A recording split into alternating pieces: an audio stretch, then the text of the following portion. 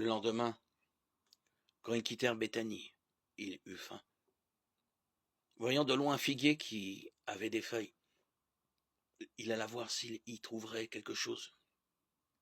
Mais en s'approchant, il ne trouva que des feuilles, car ce n'était pas la saison des figues. Alors il dit au figuier, que jamais plus personne ne mange de tes fruits. Et ses disciples écoutaient.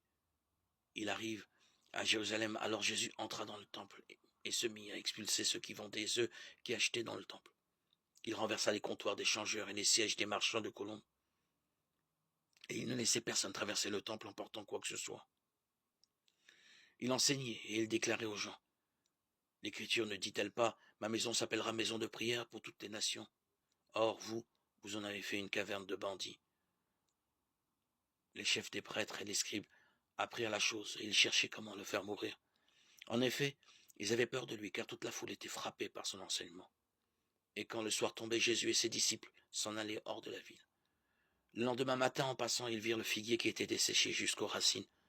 Pierre, se rappelant ce qui s'était passé, dit à Jésus, Rabbi, regarde, le figuier que tu as maudit est desséché. Alors Jésus leur déclare, ayez foi en Dieu.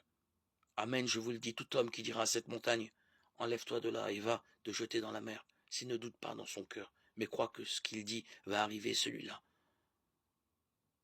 lui sera accordé. C'est pourquoi, je vous le dis, tout ce que vous demandez dans la prière, croyez que vous l'avez déjà reçu, cela vous sera accordé. Et quand vous êtes là en train de prier, si vous avez quelque chose contre quelqu'un, pardonnez-lui, pour que votre Père qui est aux cieux vous pardonne aussi vos fautes. Marc 11, 12, 25.